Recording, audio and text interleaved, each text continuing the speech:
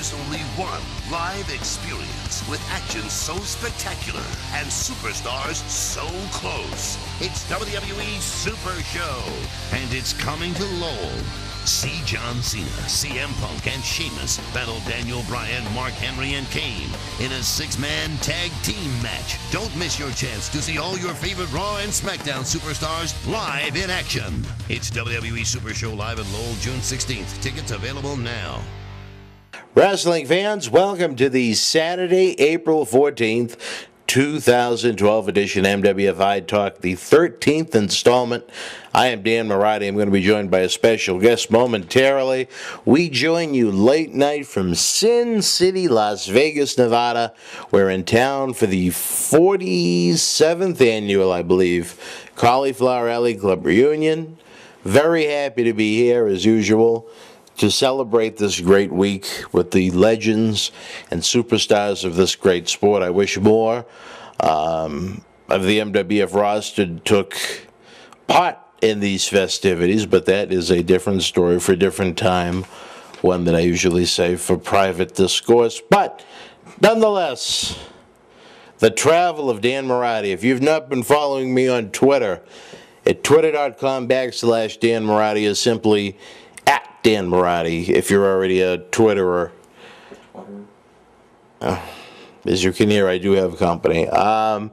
My trip here was quite the excursion. 5:45 a.m. flight to Boston after being in MWF studio 2 straight nights, well past midnight. Not the most enjoyable of journeys. Made it to Detroit, missed my connection. Next flight was, I don't know if it was canceled, postponed, they didn't sell enough tickets, blah, blah, blah. So my 11:45 departure turned into a 3:45 p.m. departure, and then I arrived at beautiful Sin City, Las Vegas, Nevada. When did I arrive? Tuesday, April the 9th. Hey, Dan Mirade. Maybe less gold took your seat on the plane in Detroit. Well, maybe less gold in Detroit tried to pawn my seat. I am joined here in the MWF headquarters here at the Gold Coast Casino by one of the elite officials in New England, Eric Stefanowitz. Just feeling a little comedian-ish after making the rounds around the casino tonight, but I will leave it at that. What was I saying now for my travel? Made it to Vegas around 5:30. We had a swimming pool incident that is mentioned on Twitter. I don't like to repeat some of the same stories, but again, if you missed some of my Twitter adventures, check it out, twitter.com/Dan Mirade. If you're not following me, I think that's the cool term, follow me.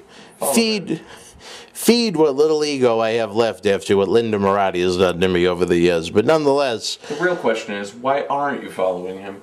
There is a lot to follow. You never know what's going to come out of my mouth or mind or fingertips. But again, different story for different time. Swimming pool incident, but other than that, I was very happy to be in Vegas. Not enough towels. There were towel issues?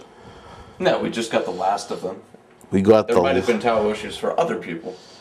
We got last of the towel issues. At the pool? At the Pizzool.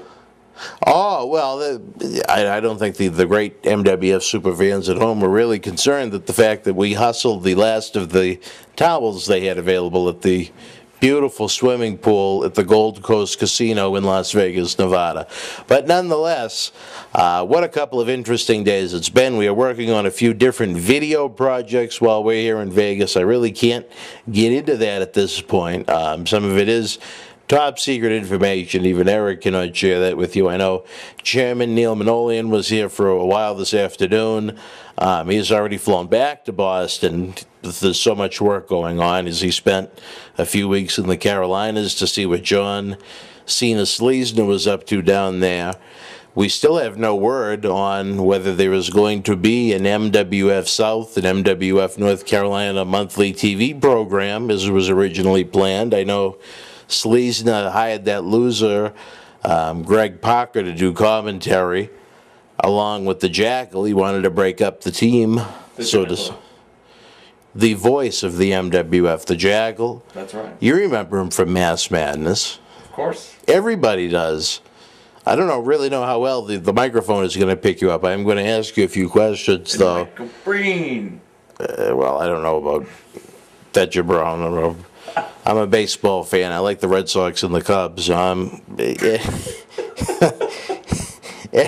Anyway, well, we've done a lot of fun things here in Vegas over the past couple days. Some video projects.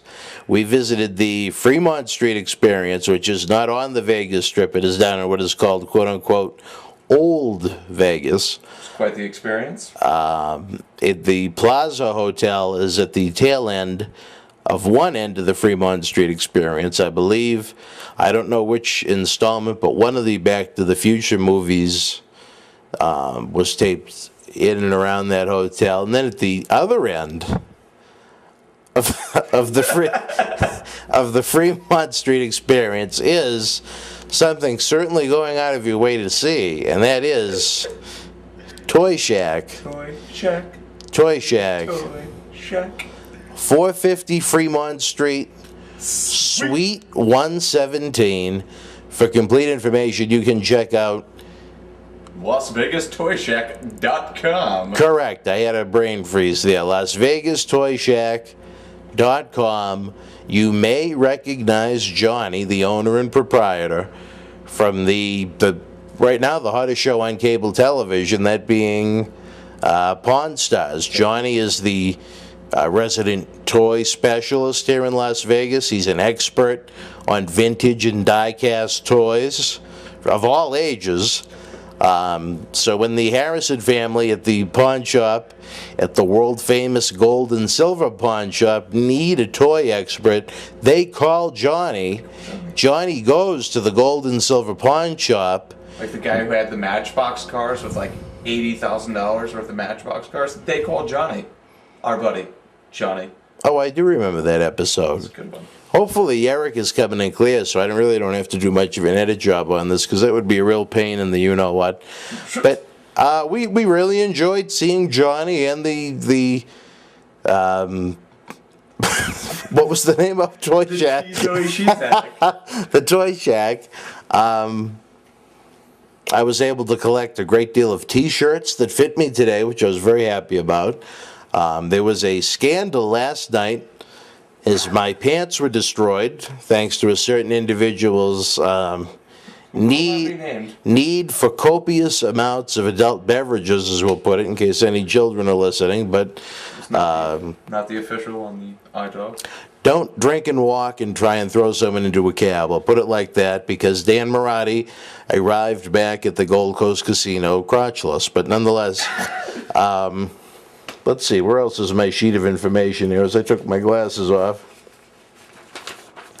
That one of misinformation, if anything. Well, the Cauliflower Alley Club reunion really doesn't pick up until the weekend continues, and we're doing this more as a bonus, as we always love to add fresh content to the BostonWrestling.com supersite. I wish I had a way to be able to edit it and put it online tonight for you, but unfortunately, I am having somewhat of a vacation, even though I had to bring 485 bags with me, both checked and carry-on. Nonetheless, a nice trip to Vegas. We are here.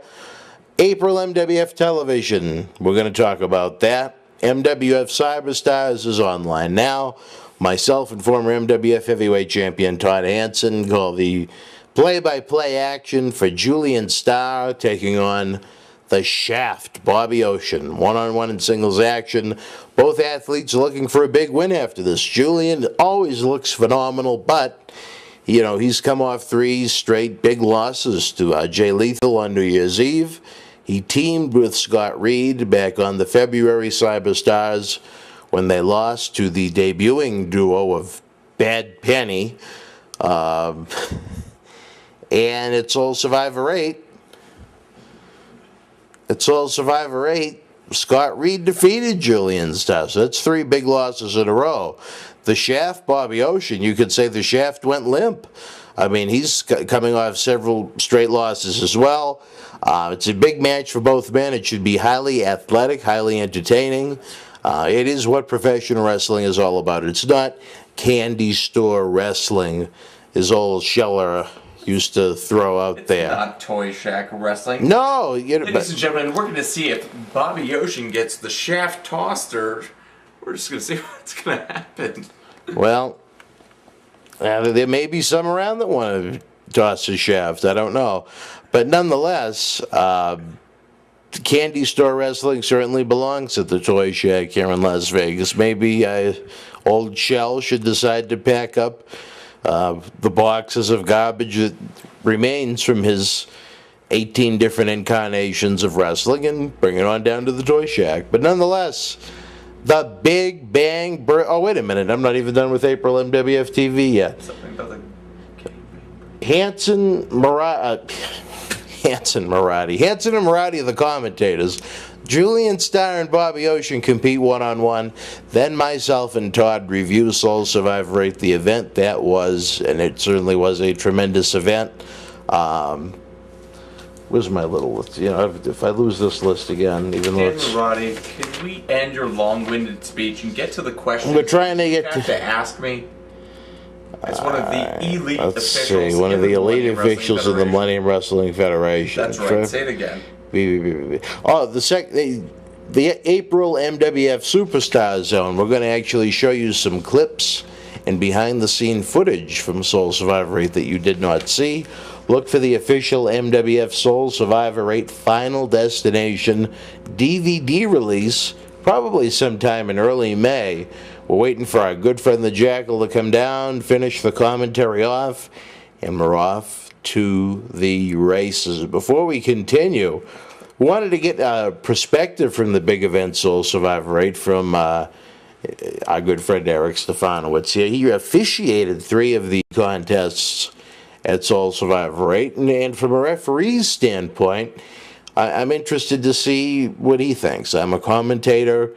I give my point of view from what I see from the broadcast booth. The wrestlers, they sometimes comment on the matches from how they compete, but a referee, they see it from a little different ways. I know referees have one of the more difficult jobs in this sport. That's right. You know, it's a no-win proposition with the fans sometimes, as they really can't see everything. No respect. There's only one man in the ring as a referee, and whether it's a singles match with 2 people, a tag team match with 4 people, sometimes there's managers outside the ring, you really never know what to expect. But I believe, Eric, the first match you have officiated at Soul Survivor 8 was Jay Freddy, who was victorious over the final graduate of the Yi Dojo in Osaka, Japan, that being Sunny Yi 2000. But what were your thoughts on this, highly contested matchup? It was a great match. They both came out of the gate starting the show off right. Both men put their best into it. Well, that was some great analysis right there on the Jay Freddy Sunny E 2000 match. Another matchup, you have to match with big-time implications. East Coast Cowboy DJ Dubé. Last summer he went off on a tirade, talking about Bull Montana and Mr. USA Tony Atlas's love of feet. Bull Montana had an extensive background working at Suffolk Downs, working on projects we cannot talk about on this broadcast with horses. And if we can't talk about it here, you know it's a good one. And Tony Atlas's foot fetish is well documented in his autobiography, even though it's been well known within the wrestling ranks for some time. But Atlas attempted to humiliate Tony Atlas and Bull Montana about these feet. You need some editing for this. It's MWF iTalk. We're phonies if we don't go live to tape. But anyway, so in DJ Dubé's mind, he somehow believes that he defeated Tony Atlas. He said, "Oh, I kicked Tony Atlas's ass." Da da da da da. Did he step on his face? That I do not believe happened. Did you officiate that match? I was not present at that match. You did not referee Tony. Maybe it was Tony Jordan, the senior official here in the MWF. One of the Tonys. But one of the Tonys, okay. So anyway, DJ Dubé unleashed on Al Snow, feeling that Al was a lunatic for communicating with a... Well, you know, Al is a lunatic. He kept trying to go for that head throughout the entire... Head. Well, right now, let's do, from the referee's point of view, I'm going to give him the camera and the microphone. Your thoughts on Al Snow as he defeated the East Coast Cowboy, DJ Dubé, at Soul Survivor 8. Gizev Mize, These Miza, Dize Mize Rizade. Yeah, Al Snow is a lunatic, much like you said. He kept trying to go for that head the entire match, and I had to tell him to keep it in the corner. DJ Dubé comes out with the cowboy, you know, comes out with the bell. You know, he went for his best, gave it his all, but, you know, Al Snow came out on top, the winner. Well, it certainly was a match that sent shockwaves throughout the world of professional wrestling. But what a main event. You talk about, you know what, I'm going to shoot from the hip a little bit here. You hear about these internet darling promotions and so on and so forth.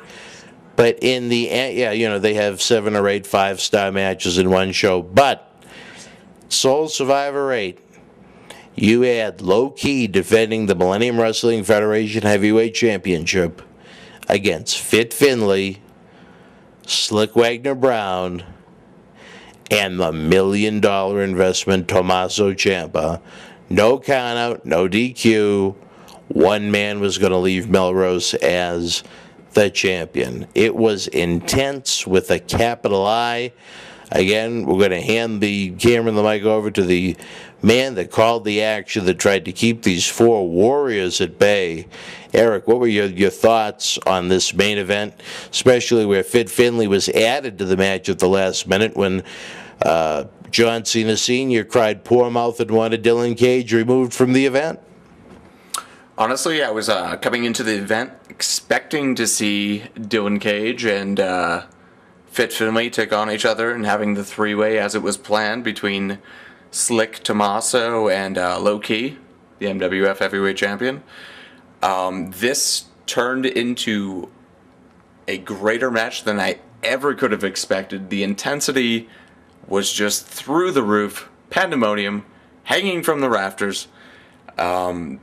These guys really went all out, kicked the ever-living crap out of each other, and Low Ki remained the MWF Heavyweight Champion, reigned victorious, hitting the double stomp off the Warriors Way off the top rope onto Finlay, and gained the win. The fans couldn't have had a better match for their price, for what they paid, and everybody went home a winner that night, including the fans, and Low Ki retaining the MWF Heavyweight Championship. Well, at the same time, Fit Finlay, Tommaso Ciampa, and Slick Wagner Brown did not go home winners, as they all wanted the MWF Heavyweight Championship gold in their bag. So it's going to certainly be an interesting summer in the Millennium Wrestling Federation as all roads begin to head back to Memorial Hall in Melrose.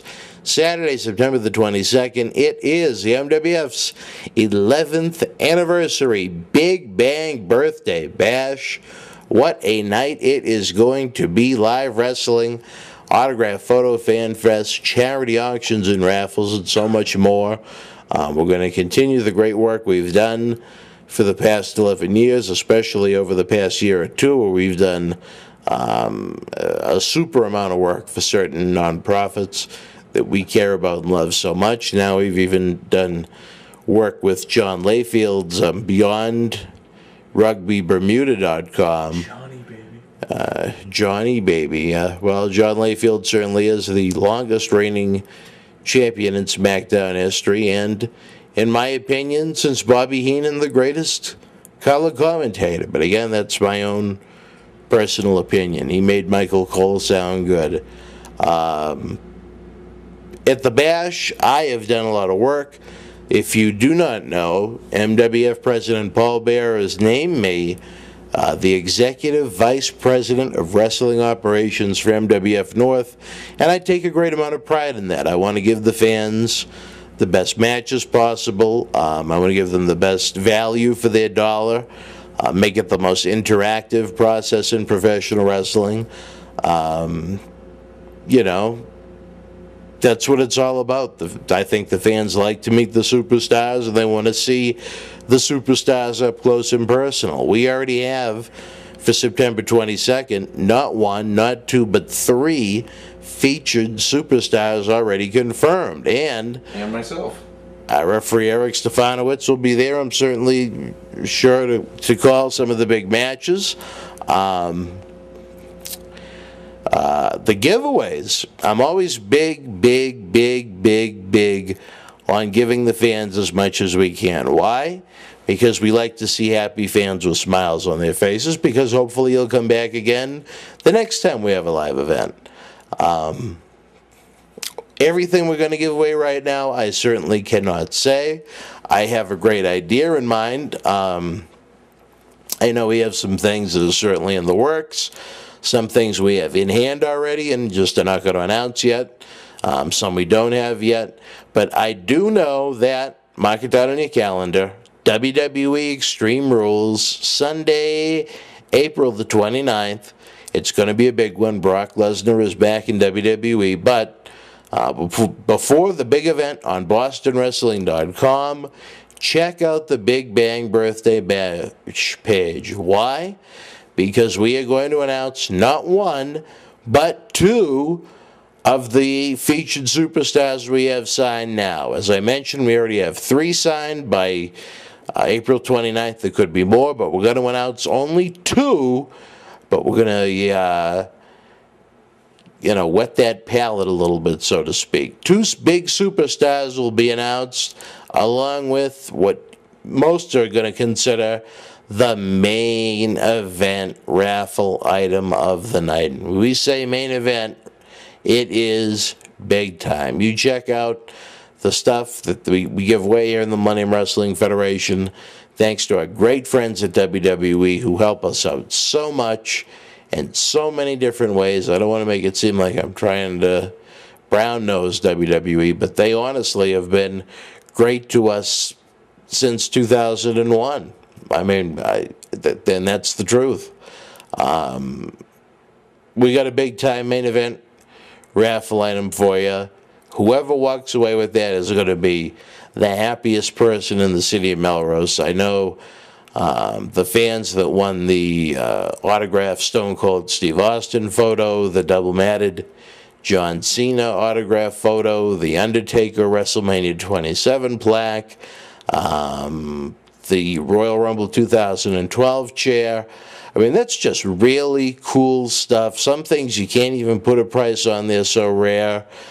We want to give it to you, and we love doing it. Again, if we can make you happy, we've succeeded at our job. And we want to make our 11th anniversary birthday bash fun. That's what it's all about. It's a birthday bash. It's an extravaganza. It's an event. Anyone can throw together a quote-unquote wrestling show and have their little matches and so on and so forth. It can look like a middle school talent show in some ways, but in the Millennium Wrestling Federation, the king of sports, we take pride in trying to bring you the finest athletes in the Northeast in the most unique way possible. And we hope to continue to do that at the Bash, Saturday, September the 22nd. No news right now as far as what's going on in MWF South. I do not know when we will be back in North Carolina. I know MWF officials are trying to work on certain situations in both New Hampshire and Connecticut. What it is, I cannot say, and I'm not 100% sure of, believe it or not, but nonetheless, it's Vegas. It's 4 o'clock in the morning here, which means it's 7 o'clock back in Boston, which means my wonderful sleep pattern is certainly going to be all over the place once again. Before we go, I certainly think we should thank Referee Eric Stefanowitz, a good friend of the Money Wrestling Federation. He's been with us now a couple of years. Eric, any thoughts on Soul Survivor 8? Anything coming up? The floor is yours. Is it time for bed yet? What a disrespectful way to end this broadcast. Please. I mean, go with John Cena seeing you down to North Carolina. Do us a favor. Anyway, we're out of time. We may tape another iTalk here in Vegas. So many friends, so many legends coming into town. We're all looking forward to that. Eric's just having some fun in his own Stefanowitz type way, which is an odd one. Anyway, I'm Dan Mirade at 4 a.m. in Las Vegas. I bid you adieu. Be well until we speak again. Bye. What'd you say? Peace.